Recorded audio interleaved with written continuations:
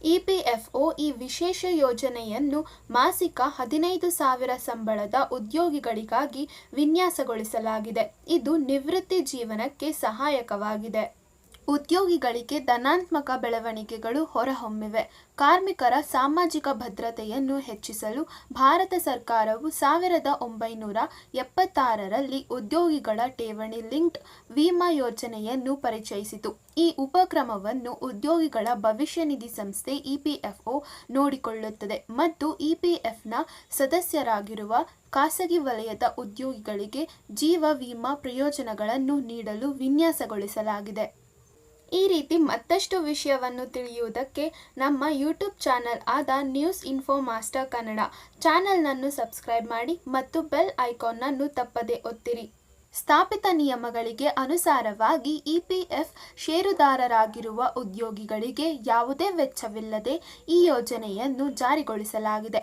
ಉದ್ಯೋಗಿಗಳ ಭವಿಷ್ಯ ನಿಧಿ ಮತ್ತು ವಿವಿಧ ನಿಬಂಧನೆಗಳ ಕಾಯ್ದೆ 1952ರ ಅಡಿಯಲ್ಲಿ ನೋಂದಾಯಿಸಲಾದ ಎಲ್ಲ ಸಂಸ್ಥೆಗಳಿಗೆ ಇದು ಅನ್ವಯಿಸುತ್ತದೆ. ರೂ.ವರೆಗಿನ ಮೂಲ ವೇತನವನ್ನು ಗಳಿಸುವ ಉದ್ಯೋಗಿಗಳು ತಿಂಗಳಿಗೆ 15,000 ಸ್ವಯಂಚಾಲಿತವಾಗಿ ಈ ಯೋಜನೆಯಲ್ಲಿ ದಾಖಲಾಗುತ್ತದೆ. ಉದ್ಯೋಗದಾತರು ಉದ್ಯೋಗಿಯ ಮಾಸಿಕ ವೇತನದ 0.5% ಇಡಿಎಲ್ಐ ಯೋಜನೆಗೆ ಕೊಡುಗೆ ನೀಡಬೇಕಾಗುತ್ತದೆ.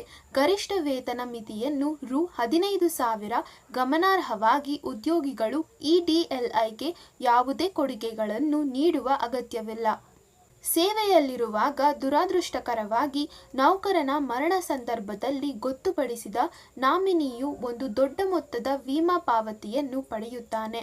ಪ್ರಯೋಜನಗಳನ್ನು ಹಿಂದಿನ 12 ತಿಂಗಳಲ್ಲಿ ಉದ್ಯೋಗಿ ಗಳಿಸಿದ ಸರಾಸರಿ ಮಾಸಿಕ ವೇತನದ 30 ಪಟ್ಟು ಲೆಕ್ಕ ಹಾಕಲಾಗುತ್ತದೆ. ರೂ. ತಿಂಗಳಿಗೆ 15,000. ಕನಿಷ್ಠ ಖಚಿತ ಪ್ರಯೋಜನವು ರೂ. 2.5 ಲಕ್ಷಗಳು. ಗರಿಷ್ಠ ಪ್ರಯೋಜನವು ರೂ. ಮಾಸಿಕ ವೇತನ ಮಿತಿಗೆ ಒಳಪಟ್ಟು 7 ಲಕ್ಷ ರೂ. ಮೃತ ಉದ್ಯೋಗಿಗಳ ಕುಟುಂಬಗಳಿಗೆ ಆರ್ಥಿಕ ಮತ್ತು ಸಾಮಾಜಿಕ ಭದ್ರತೆಯನ್ನು ಒದಗಿಸುವಲ್ಲಿ ಈ ಯೋಜನೆಯು ನಿರ್ಣಾಯಕ ಪಾತ್ರವನ್ನು ವಹಿಸುತ್ತದೆ. ಉದ್ಯೋಗದಾತರು ಈ ಯೋಜನೆಗೆ ಉದ್ಯೋಗಿಯ ವೇತನದ 0.5% ಕೊಡುಗೆ ನೀಡುತ್ತಾರೆ. ಆದಾಗ್ಯೂ ಉನ್ನತ ವಿಮಾ ಪಾಲಿಸಿಗಳು ಲಭ್ಯವಿದ್ದರೆ ಉದ್ಯೋಗದಾತರು ತಮ್ಮ ಉದ್ಯೋಗಿಗಳಿಗೆ ಗುಂಪು ಜೀವ ವಿಮಾ ಯೋಜನೆಯನ್ನು ಜಾರಿಗೊಳಿಸಲು ಆಯ್ಕೆಯನ್ನು ಹೊಂದಿರುತ್ತಾರೆ.